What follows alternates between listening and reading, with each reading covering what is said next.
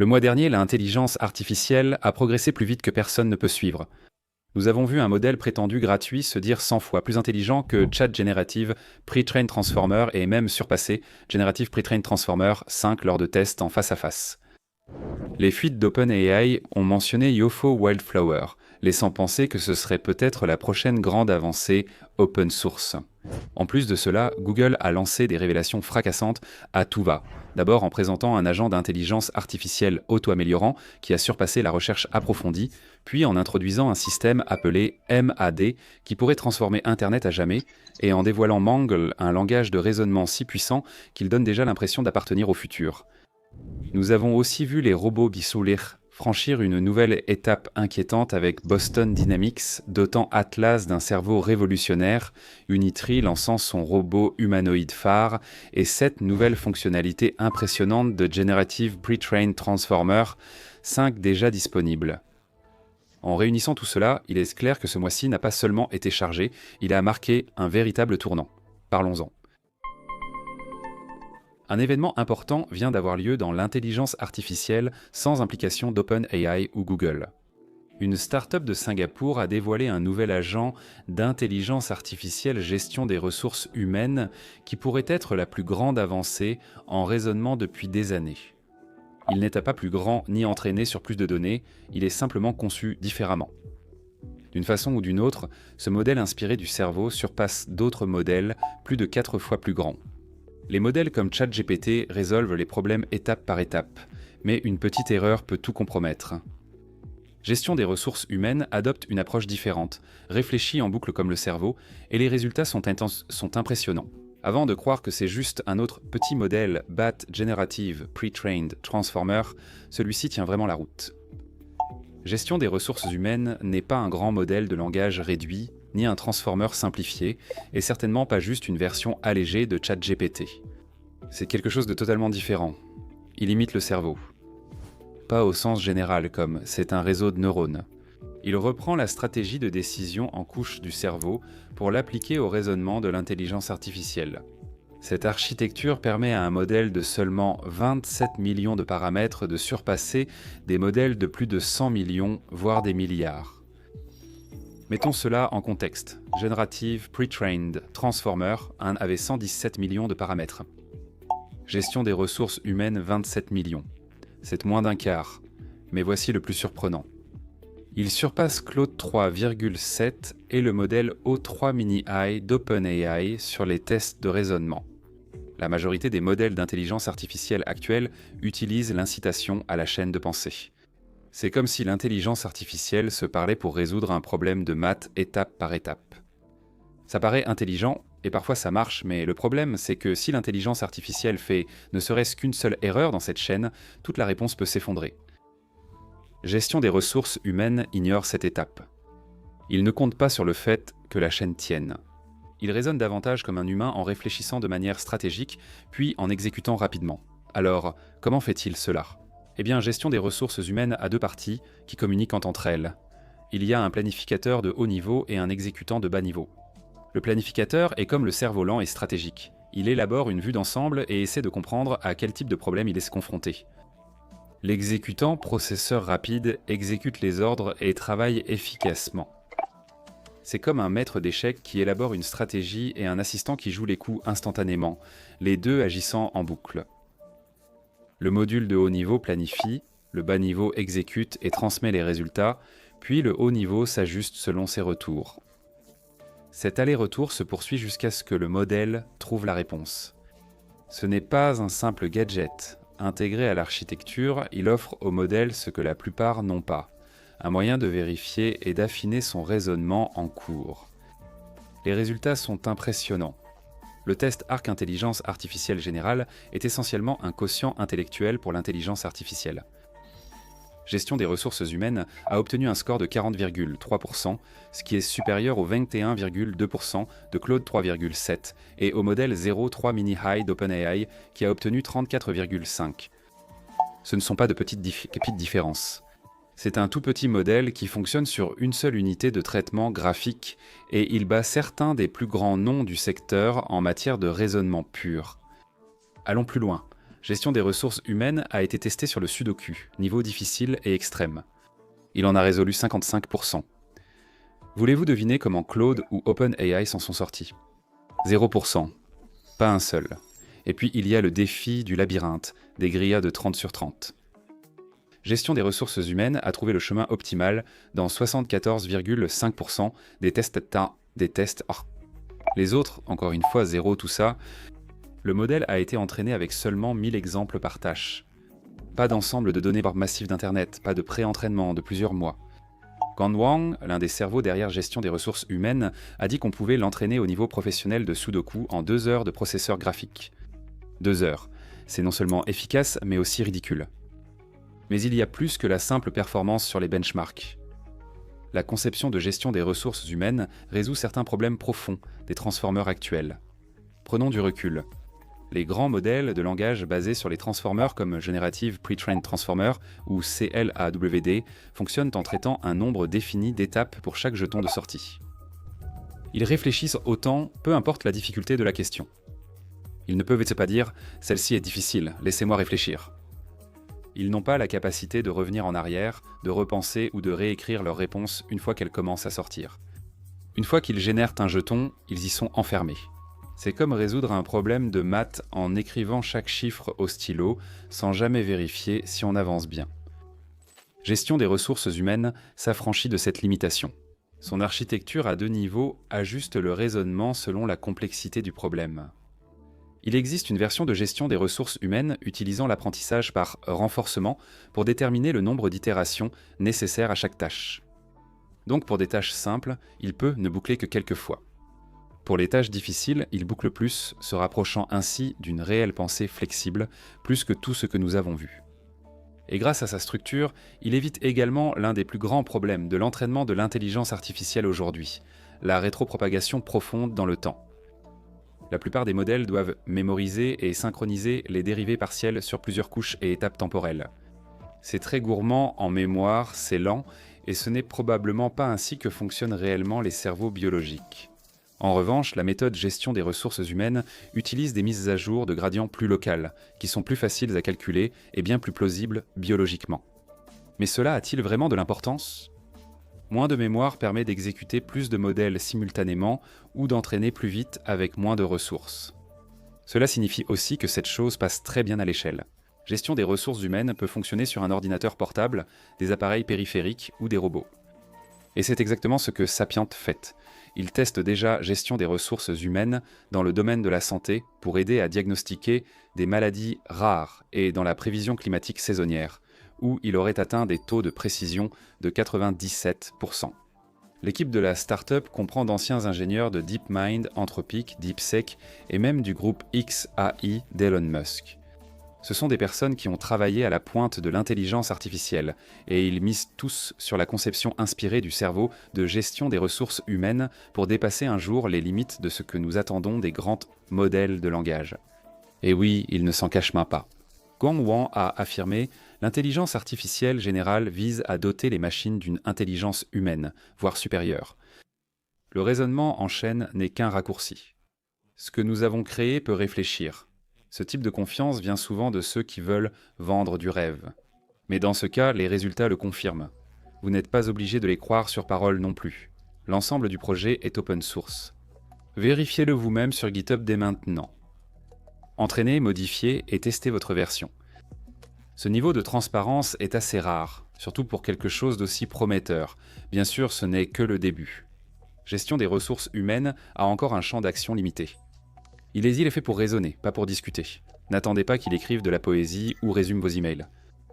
Comme preuve de concept, c'est l'une des plus solides que nous ayons vues. Et gestion des ressources humaines n'est pas seule. D'autres avancées architecturales sont en cours d'exploration. Sakana travaille sur des machines à pensée continue. Certains modèles de langage à grande échelle n'utilisent que des poids d'un bit. Même Google teste des modèles de raisonnement basés sur la diffusion.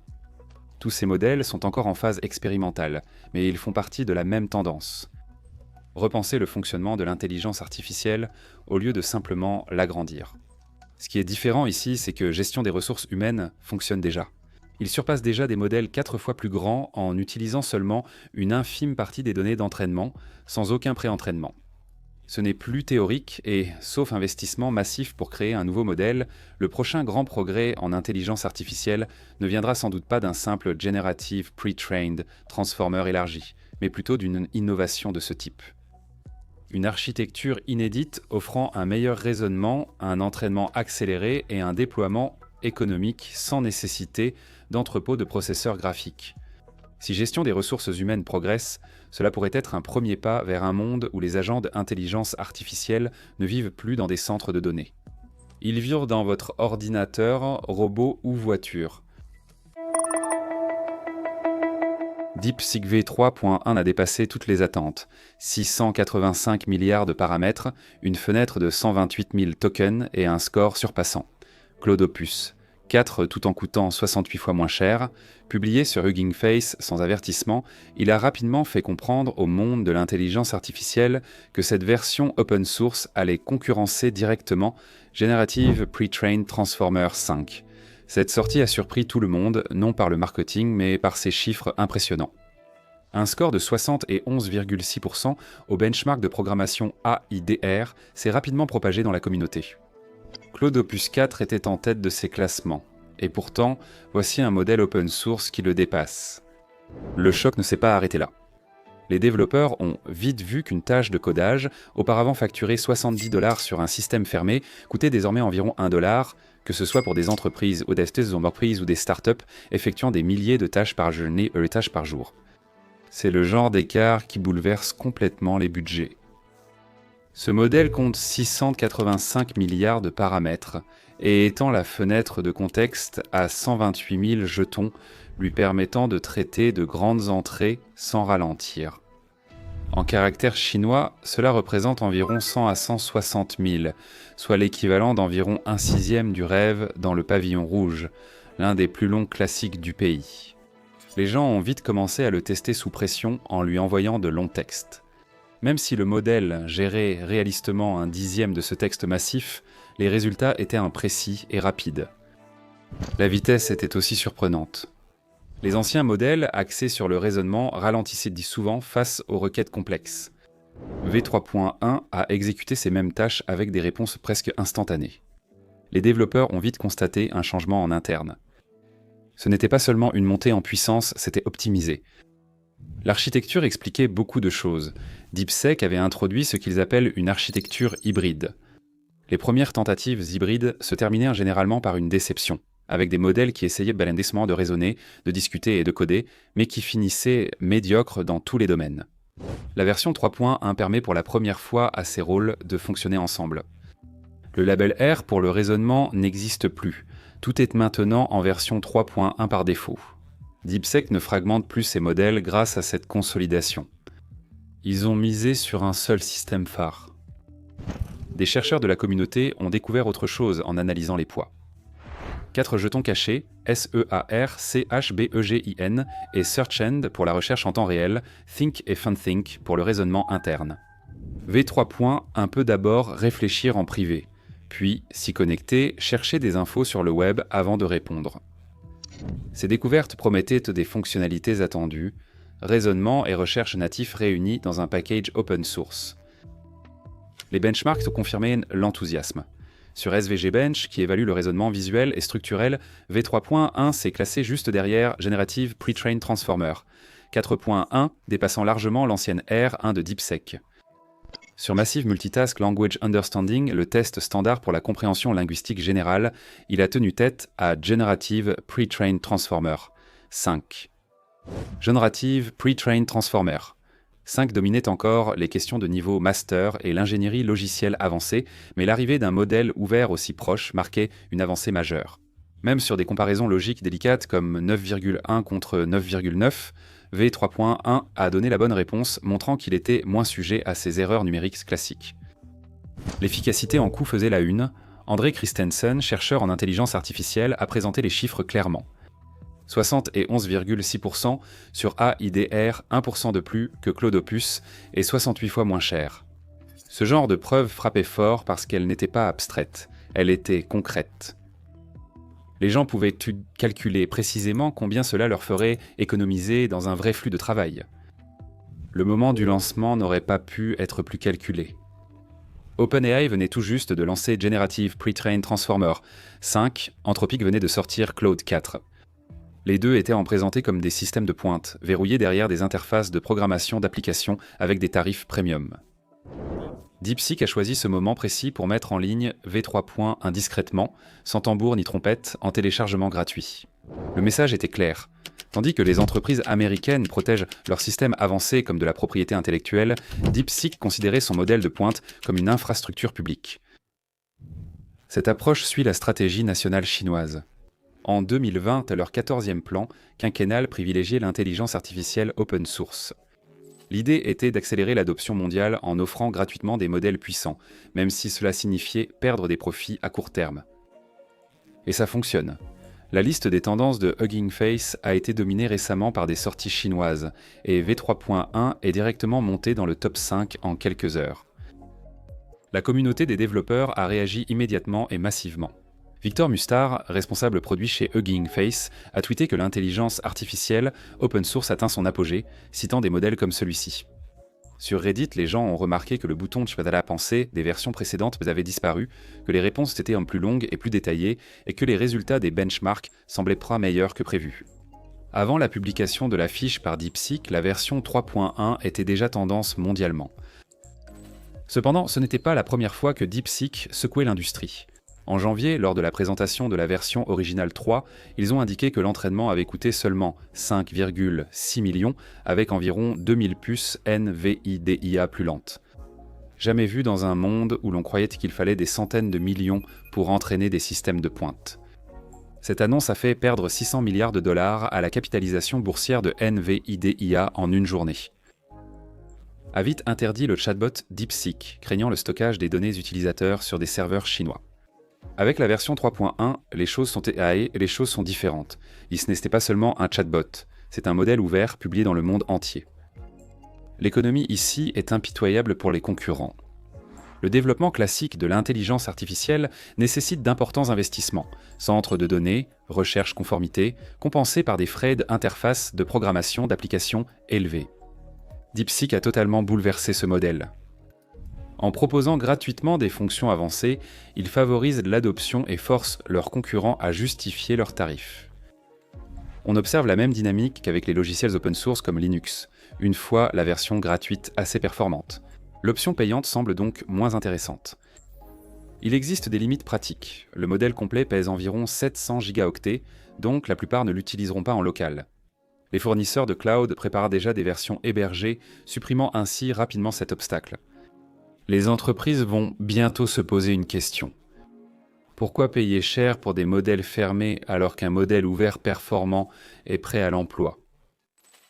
La communauté officielle de DeepSeek a déjà dépassé les 80 000 membres. Et cette dynamique ne ralentit pas. Des chercheurs comme Tyr et Tax annonçaient déjà que DeepSeek fusionnerait ses gammes de modèles en un seul produit avec la version 3.1. Cette prédiction s'est réalisée. Et l'impact va au-delà des benchmarks. Pour la première fois, de petites équipes prouvent qu'elles peuvent rivaliser au sommet sans dépenser des centaines de millions. Le mythe que seules les grandes équipes américaines peuvent construire ces systèmes s'effondre. Les pays et entreprises y parviennent.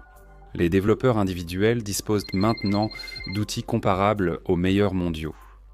Pour les entreprises américaines, l'exclusivité n'existe plus si les modèles open source offrent les mêmes de performance pour beaucoup moins cher. La valeur des systèmes fermés vient donc peut-être des intégrations, de la confiance ou de partenariats avec des entreprises. Et il y a une certaine ironie dans le nom intelligence artificielle. Pendant des années, l'artificiel n'était pas l'intelligence, c'était la rareté. L'accès à ces systèmes était verrouillé derrière des paywalls d'entreprises et des restrictions géopolitiques. DeepSeek vient de prouver que ces barrières n'étaient pas nécessaires. En publiant V3.1 ouvertement, ils ont montré que l'intelligence de pointe peut être partagée sans barrières artificielles. Quand on dit que cette sortie est perturbatrice, ce n'est pas exagéré. 685 milliards de paramètres, 128 000 jetons de contexte, des scores de référence dépassant Claude Opus 4 et des coûts qui rendent les modèles fermés obsolètes. Tout a été publié en ligne sans avertissement. DeepSeek a redéfini les attentes de l'intelligence artificielle open source. Peut-être, et si ce n'est que le chemin vers V4, les véritables ondes de choc pourraient encore être à venir. Generative Pre-trained Transformer 5 est arrivé, apportant parmi les plus grandes avancées de Chat Generative Pre-trained Transformer, un système unifié pour gérer texte, images, voix et vidéos en direct, ainsi qu'un moteur de codage créant des logiciels complexes à la demande. Cette version transforme l'usage quotidien de l'intelligence artificielle. Il est plus rapide, précis et performant, avec de nouveaux outils, un raisonnement plus intelligent et une personnalisation vraiment mémorielle. C'est pourquoi il faut l'essayer dès que possible. Pour commencer, Generative Pre-trained Transformer 5 est désormais le modèle phare polyvalent. Auparavant, il fallait choisir entre différents modèles pour différentes tâches.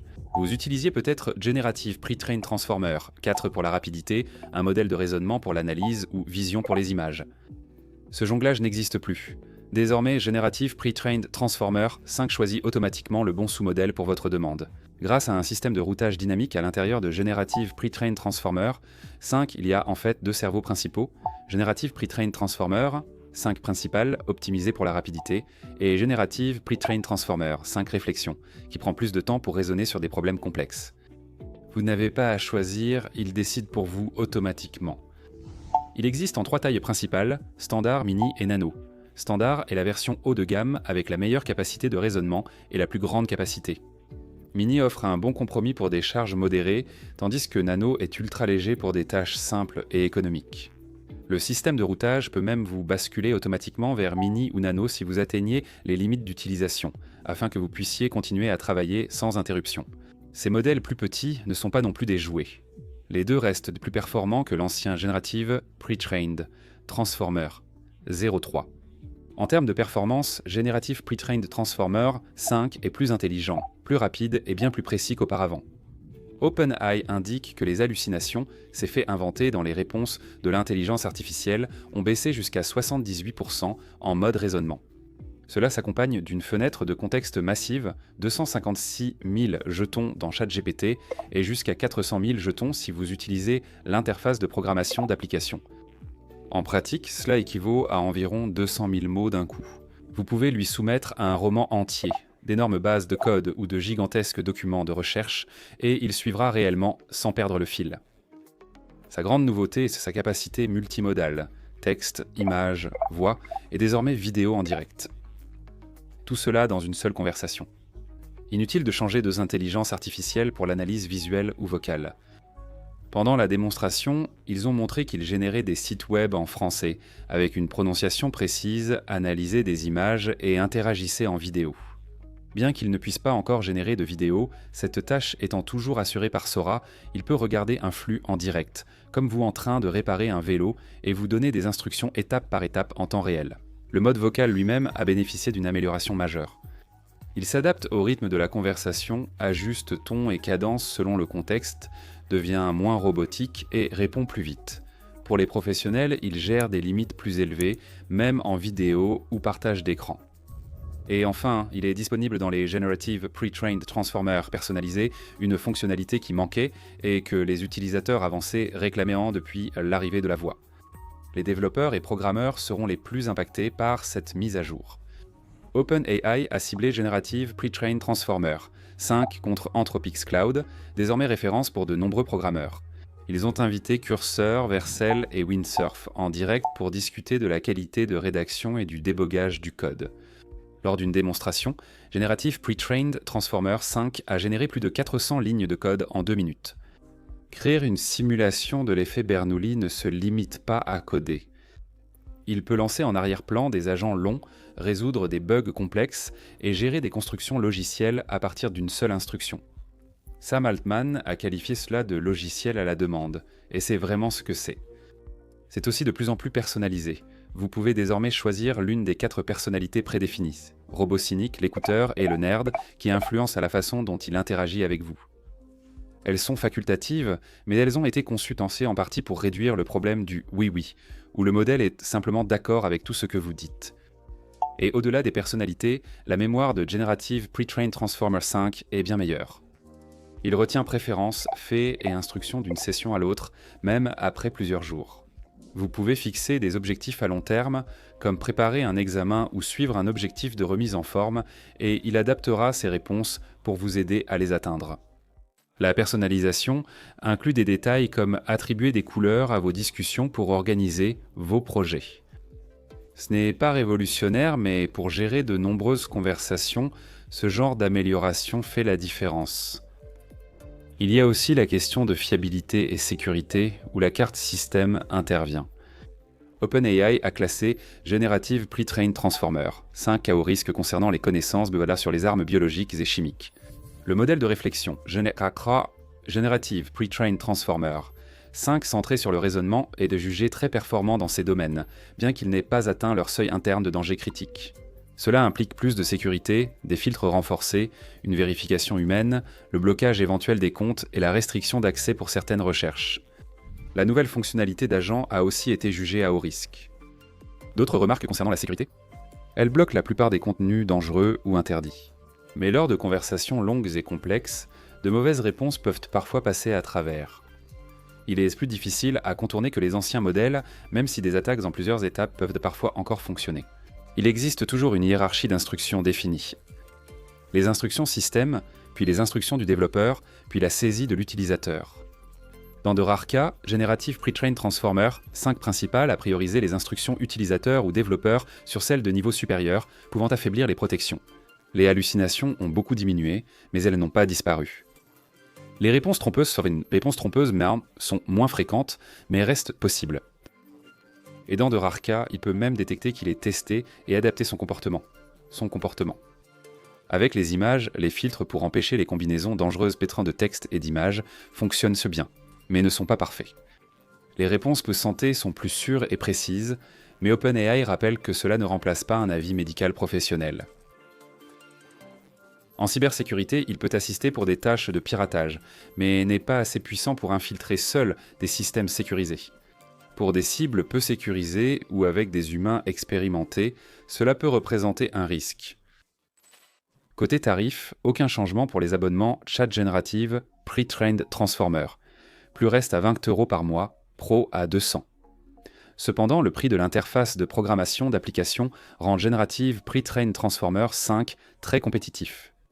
1,25$ pour 1 million de jetons d'entrée et 10$ pour 1 million de jetons de sortie pour la version standard, 25 cents et 2$ pour la version mini et 540 cents pour la version nano. Fait intéressant, Generative Pre-trained Transformer 5 mini dans l'interface de programmation d'application est bien moins cher que Generative Pre-trained Transformer 4.1 ou le modèle O, un Pro, qui peuvent coûter jusqu'à 600$ par million de jetons. Les versions mini et nano sont clairement conçues pour rendre l'intelligence artificielle avancée plus accessible pour les cas d'utilisation sensibles au coût. Et les performances ne se limitent pas à la vitesse brute. Generative Pre-trained Transformer 5 est plus efficace, avec une intelligence supérieure et moins de jetons utilisés. Cela signifie moins de temps de traitement, des coûts réduits et des résultats encore meilleurs. L'entraînement privilégie désormais la qualité à la quantité. Donc, au lieu de simplement vous renvoyer du texte provenant d'Internet, il produit des réponses plus structurées et conscientes du contexte. La polyvalence est grande. Les développeurs l'utilisent pour déboguer et créer des applications. Les analystes y traitent de grands ensembles de données pour obtenir des informations. Les créateurs peuvent produire du contenu de qualité ou reproduire des interfaces utilisateurs. Les versions mini et nano sont efficaces sans nécessiter une forte puissance, tandis que la version standard convient aux tâches exigeantes. La gestion multilingue reste robuste, sans grande amélioration par rapport aux anciens modèles. Altman a comparé le ressenti de Generative Pre-trained Transformer 5 à la différence entre un écran Retina et un écran basse résolution. Après adaptation à la mise à niveau, il est difficile de revenir. Selon les premiers testeurs, il paraît plus intelligent, plus simple à diriger et affiche une personnalité absente des versions antérieures. Il faut noter que, même si le raisonnement est central dans la stratégie intelligence artificielle générale d'OpenAI, il ne le considère pas comme de l'intelligence artificielle générale. Generative Pre-trained Transformer 5 excelle en langage, raisonnement, programmation et analyse, mais n'est ni auto-apprenant ni doté d'une intelligence générale autonome. Max Tegmark de l'Institut pour le futur de la vie l'a critiqué pour ignorer les grands problèmes mondiaux et a prévenu qu'il pourrait accélérer les pertes d'emplois, les arnaques et les deepfakes. Mais du point de vue d'un utilisateur au quotidien, surtout pour ceux qui comptent déjà sur Chat Generative Pre-trained Transformer, c'est un véritable bond en avant. même les utilisateurs gratuits constatent de grands changements. Accédez gratuitement au modèle de raisonnement avancé et à l'interaction multimodale en une seule conversation. Lorsque vous atteignez la limite gratuite, vous passez automatiquement à la version mini sans être bloqué. Cela vaut la peine d'essayer, surtout pour la recherche approfondie ou Generative Pre-trained Transformer. Ce qu'avant Temps 5 peut réunir des données de ce burin de plusieurs recherches, les synthétiser et créer des visualisations, jeux ou quiz pour les expliquer. Donc, entre la configuration multimodale unifiée, la fenêtre de contexte élargie, la puissance de codage, l'interaction vocale et vidéo en direct, les intégrations et les améliorations de la mémoire, Generative Pre-trained Transformer, 5 s'aventurent dans un domaine qu'aucun des modèles précédents d'OpenAI n'a réussi à couvrir dans un seul package. Et même s'il y a encore des limites, pas encore de génération vidéo directe, quelques failles de sécurité et les questions habituelles de confidentialité, le fait que Microsoft l'ait déjà intégré à Copilot et GitHub dès le premier jour montre à quel point ils ont confiance en lui. Si vous avez utilisé l'intelligence artificielle de manière occasionnelle, cela va vraiment vous faciliter la vie pour faire plus de choses au même endroit. Si vous êtes très impliqué dans le codage, l'analyse ou la création de contenu, cela va remplacer beaucoup des allers-retours et des assemblages d'outils que vous faisiez jusqu'à présent. Et avec les versions mini et nano plus petites, c'est aussi beaucoup plus abordable à grande échelle. OEM, fondé par d'anciens ingénieurs de Google et Tesla, lance un système d'exploitation open source qui pourrait relier tous les robots humanoïdes à une conscience collective, représentant soit un immense progrès technologique, soit une grave erreur. Un humanoïde à 5 300 $ est conçu pour vivre chez vous, se souvenir de vous et s'adapter à votre personnalité. La Chine lance un plan de 1000 milliards de dollars pour installer des machines intelligentes dans usines, hôpitaux et foyers du pays. Des temps fous pour la robotique, donc. Entrons dans le vif du sujet. Commençons par l'un des lancements les plus discutés, OpenMind et leur système d'exploitation OM1. C'est une entreprise fondée par d'anciens ingénieurs de Google et de Tesla, et ils essaient de faire pour les robots humanoïdes ce qu'Android a fait pour les smartphones. Plutôt que chaque robot ait un système fermé et propriétaire nécessitant un développement spécifique, OM1 est open source et indépendant du matériel. Cela signifie que vous pourriez avoir différents corps de robots, d'un robot d'entrepôt à un assistant humanoïde, tous fonctionnant avec exactement la même intelligence sans avoir à réécrire le code pour chacun d'eux. Le système intègre des modèles d'intelligence artificielle avancés pour la perception, la prise de décision et le mouvement, donc vous n'obtenez pas seulement des commandes basiques, mais une intelligence adaptative et multimodale. La grande nouveauté ici, c'est leur protocole compagnon appelé Fabric. C'est la couche de communication entre robots, un réseau décentralisé pour partager leurs apprentissages en toute sécurité. Un robot hospitalier trouvant une méthode plus rapide de livrer des fournitures peut transmettre aussitôt cette compétence à une autre unité mondiale. Il ne s'agit pas seulement de rapidité, mais de créer un esprit collectif de machines connectées. Oui, il existe de vrais risques de sécurité et de confidentialité avec les réseaux ouverts, mais les avantages sont énormes si ça marche. Ils ont obtenu 21 millions de dollars pour réussir. Pantera Capital a mené la levée et le réseau Pi, communauté crypto, a participé, suggérant un possible usage de la blockchain pour la confiance et la traçabilité dans la coordination des robots. Les fondateurs présentent OM, comme un système d'exploitation plug-and-play pour machines intelligentes développé en Python sous licence Massachusetts Institute of Technology. Cela facilite l'accès des développeurs, leur permet d'expérimenter et de déployer surtout des chiens robots aux humanoïdes. Et oui, ils ont effectivement une flotte de quadrupèdes équipés de OM, un qui sera livré le mois prochain, avec un déploiement plus important prévu pour octobre. Ce qui est intéressant, c'est comment cela pourrait changer le paysage concurrentiel. Tesla possède un système d'exploitation dédié pour ses robots. Figure Intelligence Artificielle emploie des modèles open source avancés de vision et de langage sur Helix, tandis que Boston Dynamics demeure la référence du mouvement. OM1 cherche surtout à bâtir un large écosystème de développeurs plutôt qu'à dominer le matériel. Ils collaborent avec des établissements éducatifs pour intégrer OM1 dans les programmes de robotique, permettant à la prochaine génération d'ingénieurs de se former sur cette plateforme plutôt qu'une propriétaire. Fabric est le véritable pari ici. Inspiré par la blockchain, la vérification décentralisée et l'échange sécurisé de données, il doit relever le défi de la latence. La robotique a besoin de réactivité en temps réel et les systèmes blockchain n'ont historiquement pas été performants en temps réel. Les premières démonstrations sont prometteuses, mais tant qu'on ne l'aura pas vu dans des environnements sous pression et imprévisibles, cela reste une inconnue. Le lancement d'octobre sera crucial. C'est alors qu'OpenMind devra montrer qu'un écosystème open source peut innover et dépasser les systèmes fermés plus rapidement. S'ils réussissent, cela pourrait bouleverser l'équilibre des pouvoirs en robotique. S'ils échouent, cela renforcera l'idée que l'intégration verticale est la solution la plus sûre. OpenMind privilégie l'unification logicielle, tandis qu'Engine Intelligence Artificielle adopte une approche totalement différente. Des humanoïdes conviviaux pour les consommateurs. Ils viennent tout juste d'annoncer le SAO, un humanoïde qui mesure 1,25 m, pèse 25 kg et coûte 5 300 € pour vous donner une idée. C'est moins cher que l'Uniteris R1 qui commence à 5 900 €.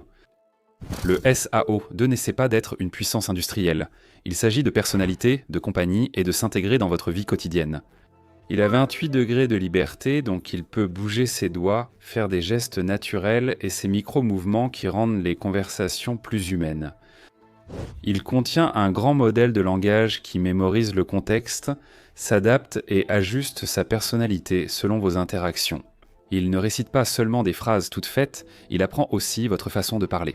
Des caméras haute définition à l'avant gèrent la détection d'objets, le suivi du visage et la perception spatiale. Les haut-parleurs sont de haute fidélité, donc quand il vous lit une recette ou joue de la musique, le son n'est ni métallique ni robotique. Et comme il est destiné au foyer, il est assez léger pour être déplacé facilement et son design est suffisamment convivial pour ne pas détonner dans un salon. Zhao Tongyang, créateur d'Engine Intelligence Artificielle, dirigeait avant le programme de robotique humanoïde chez XPeng, leader des véhicules électriques. Il est parti en 2023 à fonder Engine Intelligence Artificielle et concurrence désormais son ancienne société. Le SAO, leur premier modèle lancé en juillet 2024, visait l'éducation et la recherche pour environ 5 400 $. Le SAO-2 était plus léger, convivial et mieux adapté à un usage personnel et familial. La présentation complète aura lieu à la Conférence mondiale des robots 2025 à Pékin, suivie de précommandes et d'un déploiement mondial. Alors que le SAO-2 vise une compagnie accessible, le nouveau GR3 de Fourier porte l'intelligence émotionnelle des robots à un tout autre niveau. Ils l'appellent un carbot et il est équipé de ce qu'ils ont baptisé le système d'interaction multimodale à perception complète. Cela inclut la vision, l'audio et le retour tactile. Tout cela alimentant un moteur de traitement émotionnel instantané. PRT-Roi mesure 1,65 m, pèse 71 kg et possède 55 degrés de liberté. Le design est doux au toucher, avec des tons chauds, un revêtement de qualité automobile, clairement conçu pour être familier, pas industriel. Son visage animé et sa démarche naturelle lui donnent une impression de présence, contrairement au détachement froid des autres robots. Il réagit de façon étonnante à l'humain. Il localise les voix avec 4 micros, maintient le contact visuel, reconnaît les visages et détecte le toucher via 31 capteurs de pression. En touchant son bras, il peut cligner des yeux, bouger la tête ou réagir émotionnellement. Il utilise un cerveau à double voie, une pensée rapide pour les réflexes et une pensée lente reposant sur un grand modèle linguistique pour des conversations plus approfondies. Conçu pour des environnements réels, maisons, hôpitaux, établissements de soins, il adapte son style de locomotion à chaque situation. Ils ont même des modes comme la marche Bounty ou le mode fatigue pour rendre ses mouvements plus humains. La batterie peut être changée à chaud, assurant un fonctionnement continu. Et son design modulaire, ainsi que ses interfaces de programmation d'applications conviviales pour les développeurs, signifient qu'il peut être adapté à différents secteurs. Borea ne le vend pas juste comme un produit, mais comme une plateforme d'intégration homme-robot. Tous ces lancements ont lieu en même temps qu'une énorme initiative en Chine pour créer un écosystème unifié d'intelligence incarnée. Il y a quelques jours, à la Conférence mondiale des robots 2025 à Pékin, s'est tenu l'événement de coopération et d'échange de l'écosystème financier de l'industrie de l'intelligence incarnée. C'est un long nom, mais il est important.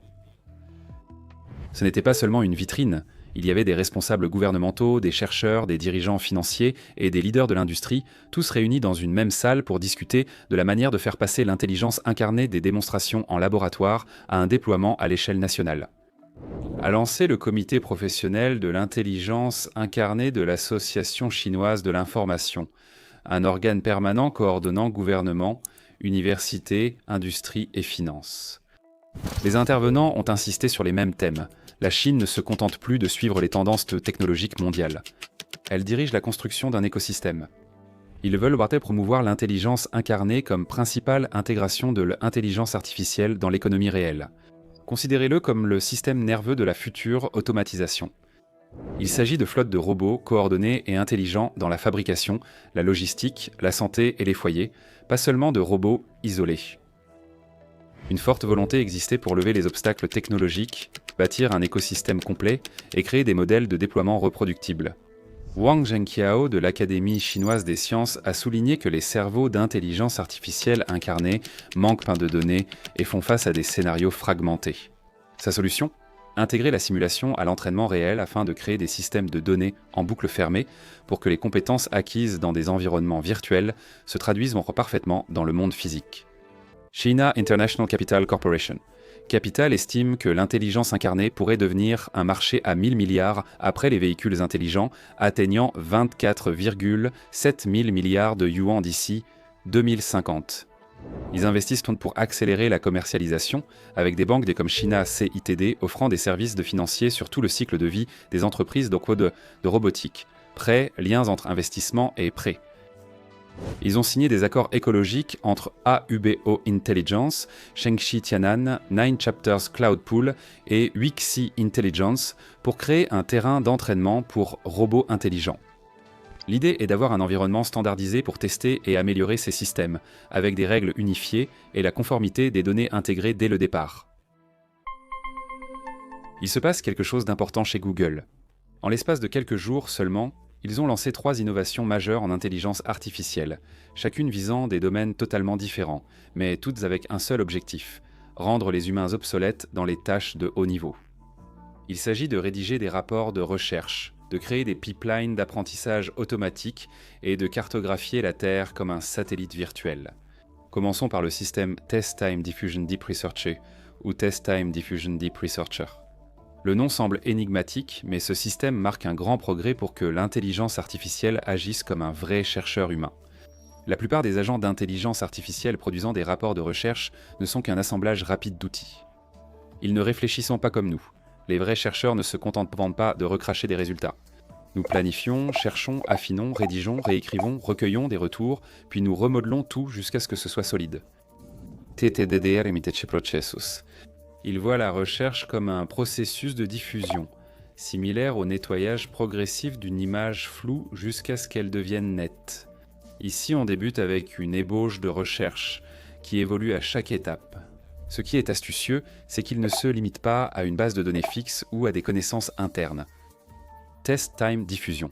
Deep Researcher récupère des informations externes à chaque étape en utilisant un système de recherche qui aide l'intelligence artificielle à améliorer l'ébauche au fur et à mesure. Ainsi, il garde le contexte sans nuire à la fluidité, contrairement aux autres agents. Chaque version de l'ébauche devient la base de la suivante, exactement comme nous le faisons lorsque nous rédigeons un document.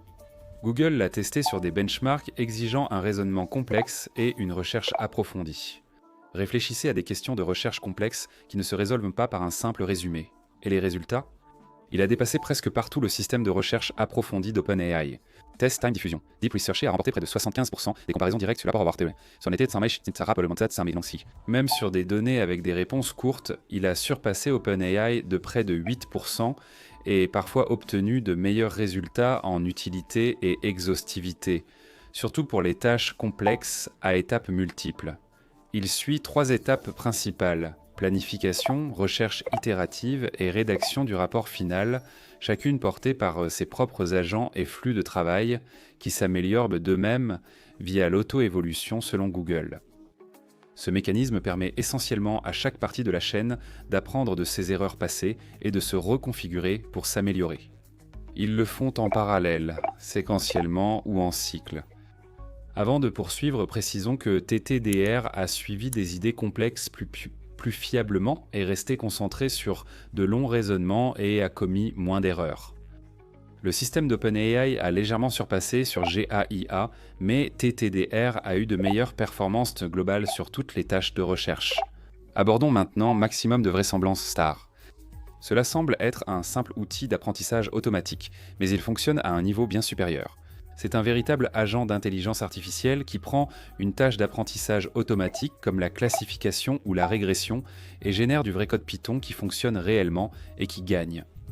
La clé, c'est qu'il ne devine pas à l'aveugle. Il recherche sur le web des modèles récents et compétitifs, comme Vision, Transformer ou EfficientNet selon les données, évitant ceux de 2017. Donc au lieu de se contenter de choses dépassées, comme le réseau résiduel ou d'utiliser uniquement scikit-learn par habitude, il s'adapte à la tâche qui se présente. Ce qui rend maximum de vraisemblance star dangereux, c'est sa façon d'affiner son code. Après avoir généré un pipeline de base, il teste chaque composant pour identifier ce qui influence les performances.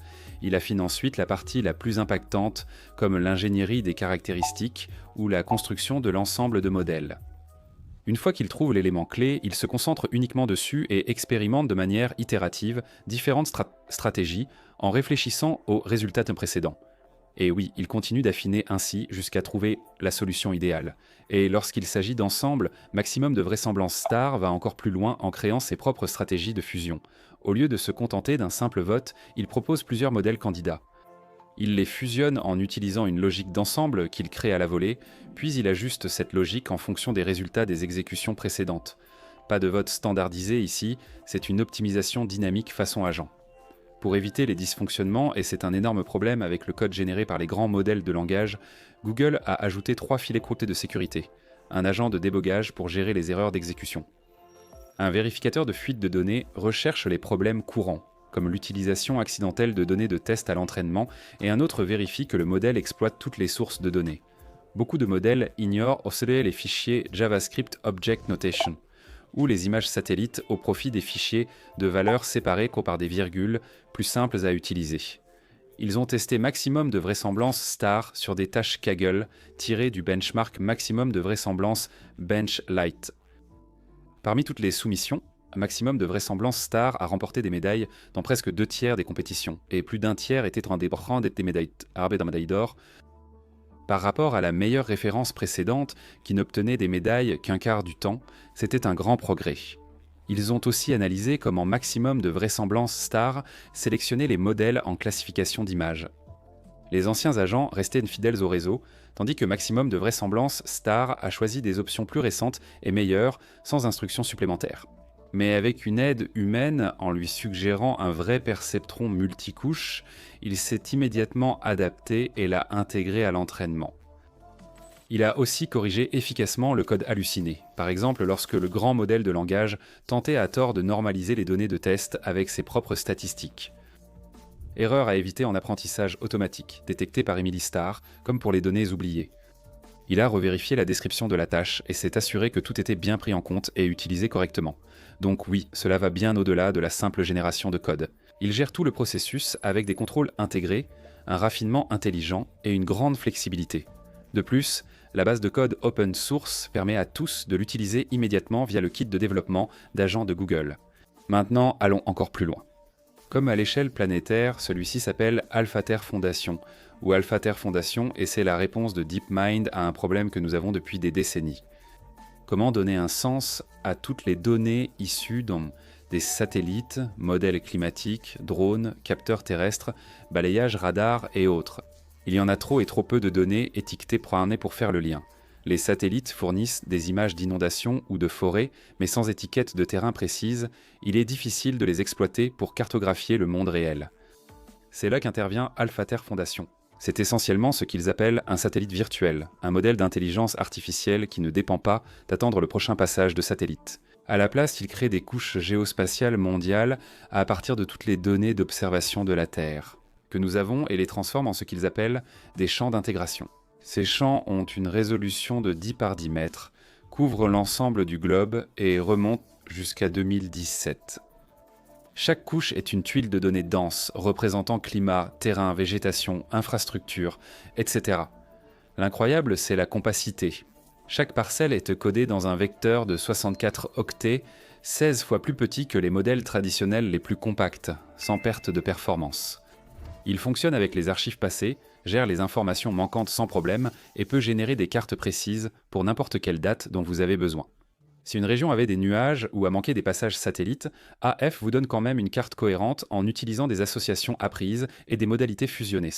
Sous le capot, il utilise l'architecture Space-Time Precision. En gros, il traite les données selon 3 axes, l'espace, le temps et la résolution simultanément. Il combine des mécanismes d'attention pour les motifs spatiaux, des couches temporelles pour intégrer les données au fil du temps et des blocs multirésolution qui préservent la netteté des détails fins.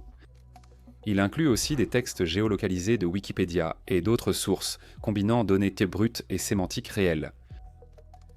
Ce modèle fonctionne déjà partout dans le monde. Des agences telles que les Nations Unies, MapBiomas du Brésil et des équipes scientifiques utilisent le système pour surveiller la déforestation, le développement agricole, l'étalement urbain et des changements environnementaux discrets, comme la dérive des dunes ou la réduction des zones humides. La capacité de générer des cartes pour toute date sans attendre les mises à jour satellites rend cela possible. Le système utilise les données, comble les manques si besoin et fournit des vues détaillées et actualisées de régions autrement négligées. Il n'y a aucun décalage, pas besoin de compter sur des images sans nuages et aucune nécessité d'assembler manuellement les ensembles de données. Tout se rassemble en une seule carte cohérente, prête pour l'analyse à la demande. Désormais, au lieu de créer un modèle par tâche de cartographie, gouvernements et chercheurs peuvent accéder directement aux couches d'intégration annuelle mondiale d'Alpha Terre, fondation dans Google Earth Engine. Cela égalise les chances pour les petites organisations qui ne disposent pas de grappes de processeurs graphiques ou de grandes équipes. À l'avenir, DeepMind veut l'adapter à des résolutions plus fines, intégrer plus de textes et connaissances locales et en faire des jumeaux numériques dynamiques de la Terre. En gros, des modèles numériques vivants de notre planète qui se mettent à jour en temps réel. Google et le Massachusetts Institute of Technology viennent d'apprendre à l'intelligence artificielle comment repérer la prochaine grande tendance en ligne, sans jamais révéler ce qu'une seule personne a fait. Microsoft a lancé une intelligence artificielle vocale, pouvant converser 90 minutes avec plusieurs personnes. Elon Musk crée une nouvelle société d'intelligence artificielle. MacroHard poursuit Apple et OpenAI pour des milliards, et International Business Machine, avec la National Aeronautics and Space Administration, a créé un jumeau numérique du Soleil grâce à l'intelligence artificielle pour prédire les tempêtes solaires violentes avant qu'elles ne frappent. Des actions majeures, des enjeux plus grands. Parlons-en. Commençons par un sujet qui peut sembler ennuyeux, mais qui concerne tous les utilisateurs de Google, YouTube, TikTok, Instagram ou Spotify. Chaque fois que vous faites une recherche, que vous laissez un commentaire ou que vous faites simplement défiler, ces plateformes analysent d'énormes quantités de données pour comprendre ce qui intéresse les gens.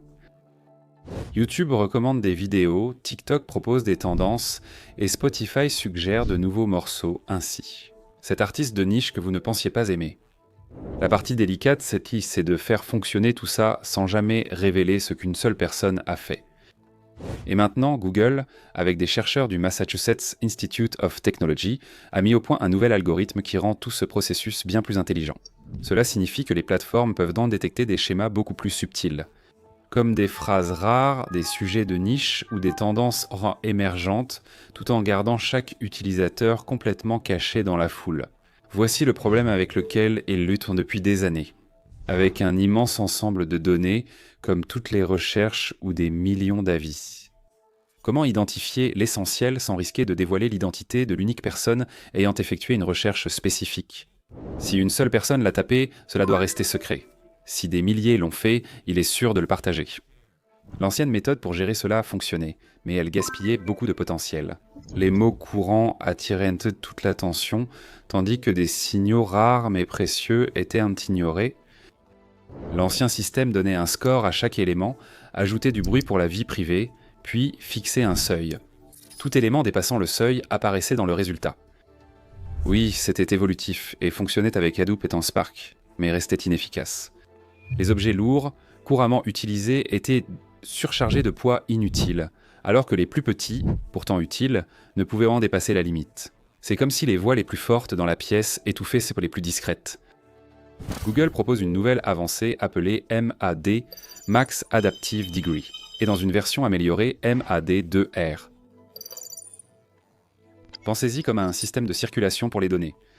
Quand une voie est encombrée par trop de voitures, au lieu de laisser tout ce trafic s'accumuler, MAD redistribue l'excès vers d'autres voies qui sont sous-utilisées. Si un élément dépasse le seuil, le poids excédentaire est réduit et redistribué vers les plus petits. Soudainement, ces signaux plus discrets ont enfin une chance de briller. Voici comment cela fonctionne. Tout commence avec un poids égal. Le système réduit et réachemine l'excès des éléments surreprésentés, ajuste l'équilibre, ajoute du bruit gaussien, puis fournit les résultats.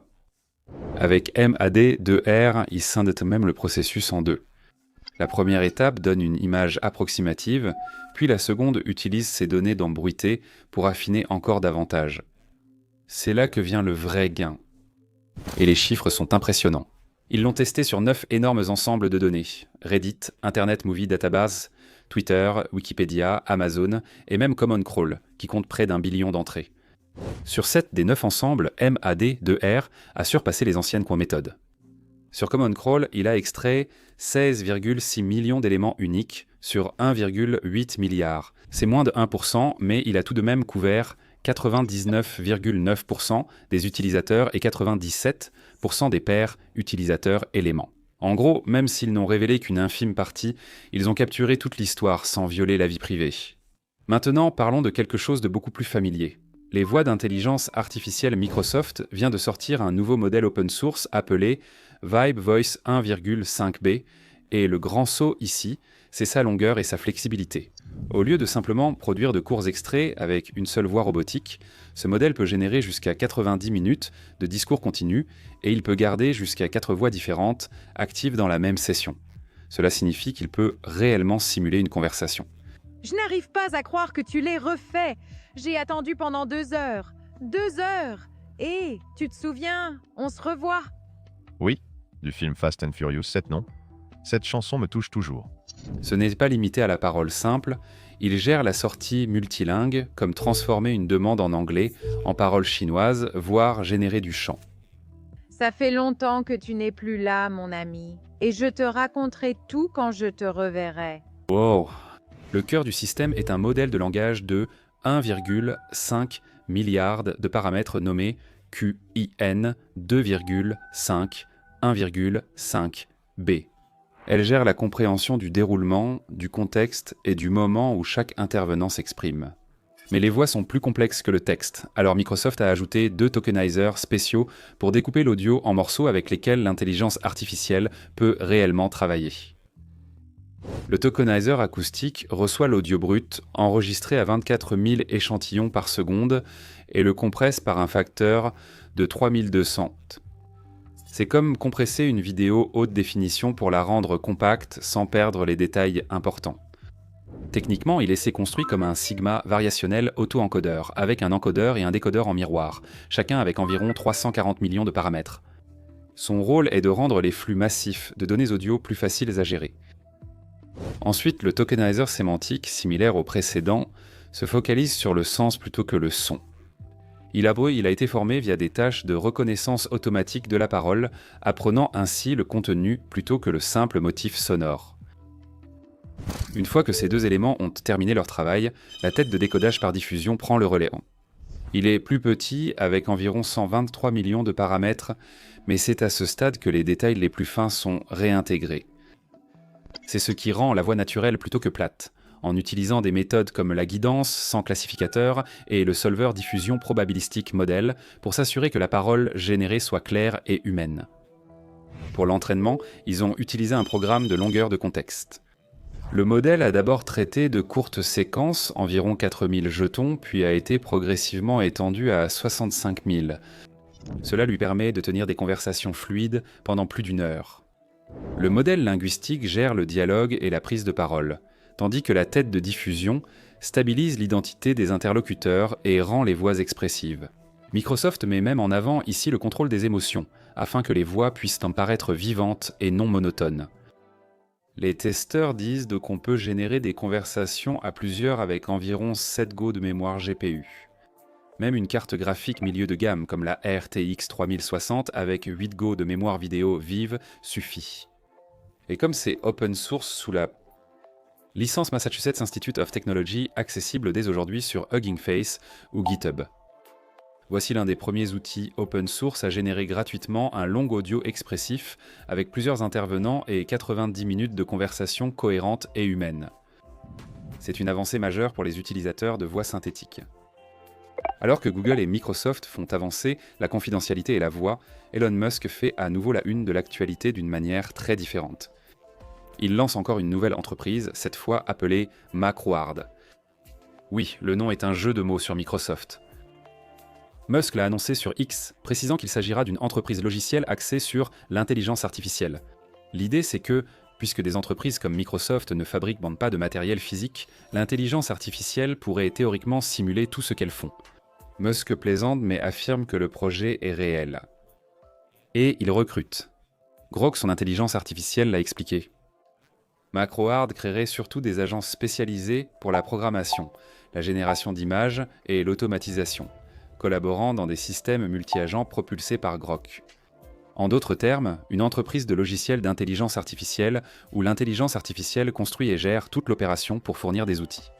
XAI a d'ailleurs déposé une demande de marque le 1er août couvrant des programmes téléchargeables. Pour créer paroles et textes humains, ainsi que pour l'intelligence artificielle agentique. Il y a aussi des documents officiels derrière cela. Cela s'ajoute à la longue liste d'engagements d'Elon Musk, Tesla, SpaceX, XAI, projets politiques liés à X et des batailles juridiques.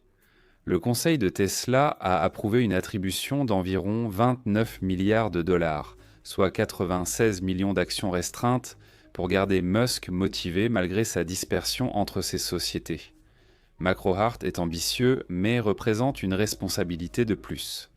Musk poursuit aussi Apple et OpenAI. Ces entreprises X et XAI ont déposé une vaste plainte antitrust devant un tribunal fédéral américain au Texas, affirmant qu'Apple et OpenAI avaient formé un partenariat illégal pour étouffer la concurrence dans le domaine de l'intelligence artificielle.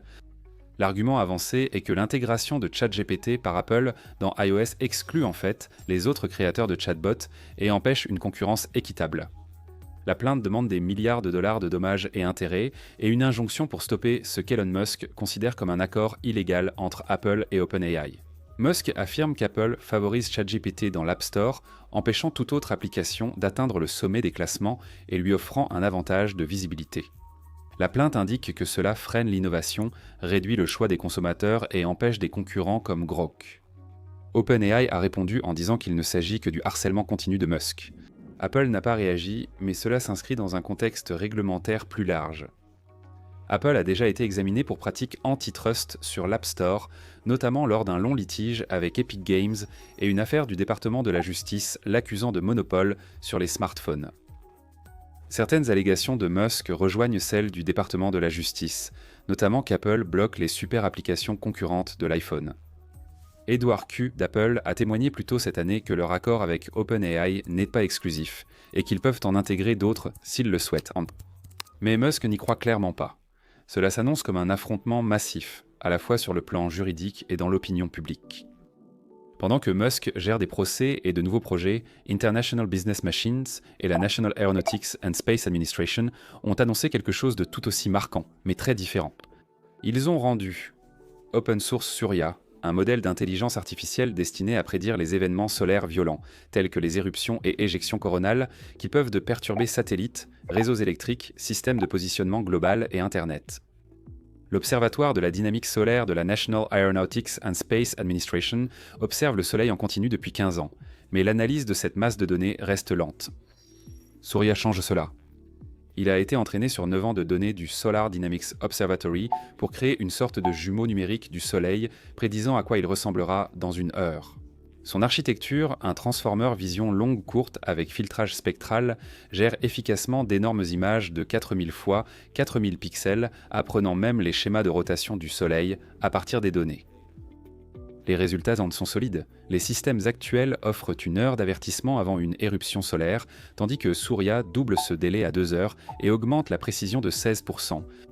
Au-delà des éruptions, l'équipe a aussi publié les jeux de données Surya Bench et des benchmarks pour prédire les vitesses du vent solaire, le rayonnement ultraviolet et l'activité magnétique, qui peuvent perturber le système de positionnement global ou endommager les satellites. Surya est disponible dès maintenant sur Hugging Face, GitHub et TerraTorch d'International Business Machine, et il les a conçus pour que même les non-experts en intelligence artificielle puissent bien l'utiliser. En bref, c'est le premier modèle fondation destiné à prévoir le comportement du Soleil, et il pourrait jouer un rôle important dans la protection des missions spatiales ainsi que de la vie sur Terre. Google fait des avancées impressionnantes dans l'intelligence artificielle en ce moment. Ils ont créé un nouvel outil pour aider l'intelligence artificielle à donner du sens au chaos des données, un modèle d'image mystérieux avec un nom étrange qui choque les internautes et une série d'agents intelligence artificielle qui pourraient remplacer des heures de travail de développeurs en quelques secondes. Cela montre que Google cible les faiblesses de l'intelligence artificielle tout en explorant de nouveaux domaines. Alors parlons-en. D'accord, donc la première grande nouveauté de Google, c'est Mangle, un nouveau langage de programmation conçu pour aider l'intelligence artificielle à relever l'un de ses plus grands défis, les données dispersées et désordonnées. Voici le défi. Les systèmes logiciels modernes sont submergés par des informations dispersées. Vous avez des fichiers de dépendance, des rapports de sécurité, des données de configuration et des journaux provenant de dizaines d'outils différents. Rien n'est au même format, et essayer de faire le lien manuellement prend un temps fou. Pour les gens, c'est un casse-tête. Pour les intelligences artificielles ayant besoin de faits fiables pour raisonner, c'est un obstacle encore plus grand. Mangle est la solution proposée par Google. Construit sur Datalog, un ancien langage logique, Google l'a modernisé pour le rendre adapté à aujourd'hui. Mangle permet de récupérer et traiter des données de fichiers, d'interfaces de programmation d'applications et de bases comme un unique système logique, sans consulter chaque source séparément. Cela signifie que les outils et agents d'intelligence artificielle peuvent exécuter des requêtes précises sur l'ensemble des données en une seule fois, au lieu de les assembler morceau par morceau. L'une des fonctionnalités les plus puissantes ici, ce sont les règles récursives. En termes simples, Mangle peut suivre des chaînes de connexion, étape par étape, peu importe leur profondeur. Imaginez donc un projet qui dépend de la bibliothèque A, qui dépend de la bibliothèque B, laquelle se connecte à la bibliothèque C. Si la bibliothèque C présente une vulnérabilité connue, Mangle peut remonter toute cette chaîne et montrer précisément où se situe le risque. Ce type de raisonnement structuré est essentiel si vous voulez que les agents d'intelligence artificielle agissent tout comme de véritables assistants en sécurité, car cela leur donne une logique explicable et vérifiable au lieu de simples suppositions statistiques. Cela marche aussi au-delà de la sécurité. Considérez les chaînes logicielles.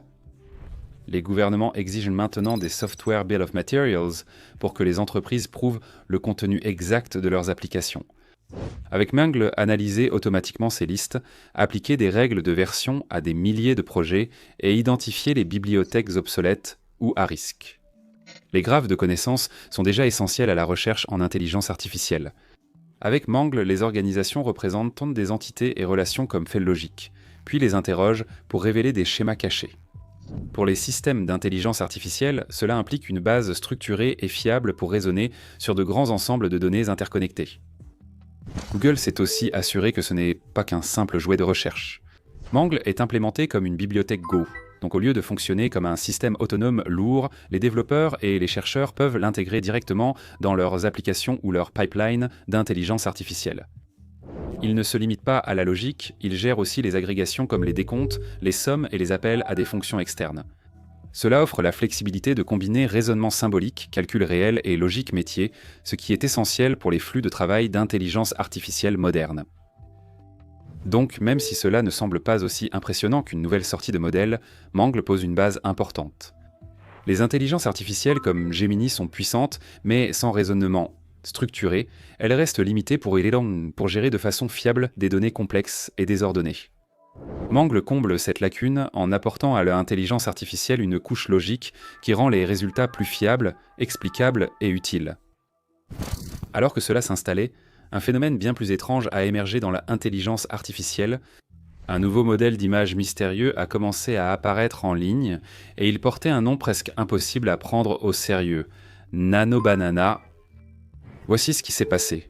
Sur un site appelé LM Arena, qui permet aux gens de tester et de comparer des modèles d'intelligence artificielle en votant pour leurs résultats, les utilisateurs ont commencé à remarquer ce modèle NanoBanano apparaître dans les sélections. À son apparition, les gens ont été surpris par sa qualité. Les images qu'il générait étaient les plus nettes, plus créatives, et lorsqu'on lui demandait de modifier des images selon des instructions, il effectuait ces modifications mieux que la plupart des modèles qu'ils avaient en vue. Très rapidement, Reddit et X se sont remplis de publications de personnes qui en parlaient. Ils voulaient s'avancer savoir qui avait réellement créé cette chose. La principale théorie ? Google. Et les indices mettaient de là. Plus tôt dans le mois, Google avait laissé entendre qu'il préparait quelque chose en rapport avec l'image. Ensuite, Logan Kilpatrick, responsable produit du studio intelligence artificielle de Google, a publié un emoji banane sur X.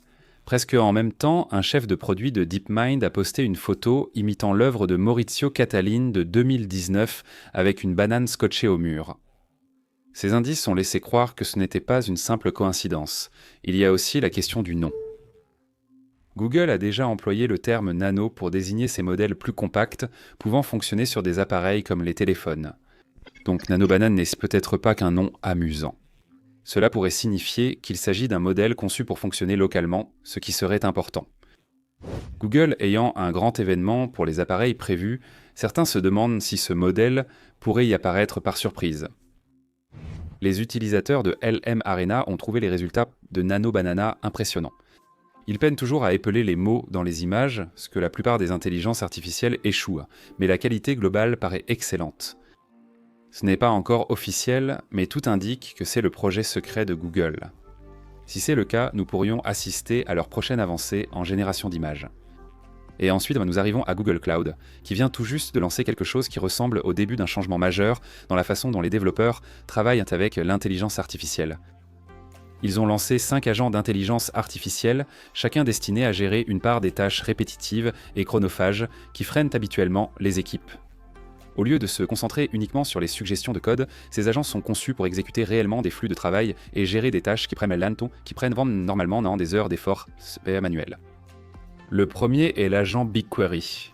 Si vous avez déjà créé un pipeline de données, vous savez combien il est difficile d'écrire des scripts pour extraire, nettoyer et maintenir des données de diverses sources. Cet agent fait tout cela en langage naturel. Il vous suffit de décrire ce que vous voulez et il construit automatiquement le pipeline. Il peut ingérer des données de Google Cloud Storage, les maintenir cohérentes via des vérifications intégrées et s'adapter aux changements de schéma. Pour les systèmes d'intelligence artificielle, cela signifie moins de code répétitif et un accès plus rapide aux données structurées. Ensuite, il y a l'agent Notebook, qui vit à l'intérieur de Notebook LM pour l'entreprise. Il convertit les notebooks BigQuery en outils de recherche et modélisation intelligence artificielle. Il peut analyser des données, générer des caractéristiques pour l'apprentissage automatique et créer des modèles instantanément. Et ce n'est pas tout. Il résume les résultats, génère des foires aux questions et crée des bases de connaissances pour les équipes. C'est comme avoir un assistant intelligence artificielle intégré à votre travail, rendant l'analyse plus facile et interactive, telle une conversation. Troisièmement, il y a l'assistant de code Looker. Looker est la plateforme de Google pour la visualisation de données, mais créer des tableaux de bord demande souvent de solides compétences techniques. Cet assistant permet de poser des questions en anglais courant pour générer des graphiques, des requêtes ou du code Python. Il explique également comment il est arrivé au résultat et suggère ce qu'il faut examiner ensuite. Directement lié à la couche sémantique de Looker, il garantit des réponses conformes aux définitions métiers, cruciales pour des décisions basées sur les données. L'agent de migration de bases de données est conçu pour répondre à un tout autre besoin, passer d'anciennes bases de données à des systèmes cloud modernes. Quiconque est passé par ce processus sait à quel point cela peut être risqué. Cet agent examine vos schémas, procédures stockées dans les fonctions, puis les convertit automatiquement dans des formats compatibles avec les bases de données de Google comme Spanner ou AlloyDB. Il met en place une réplication continue pour minimiser le temps d'arrêt. Les développeurs bénéficient également de comparaisons côte à côte de l'ancien code et du nouveau code, accompagnés d'explications afin qu'ils puissent tout valider. Pour les entreprises voulant se moderniser, c'est un gain de temps et d'argent. Enfin, il y a l'agent GitHub, aussi appelé Gemini Interface en ligne de commande ou GitHub Actions. Il fonctionne dans GitHub et automatise les tâches de gestion des dépôts. Il trie, étiquette les problèmes, examine les pull requests et génère des tests si marqués. Entièrement open source et personnalisable, il s'adapte au flux de travail des équipes.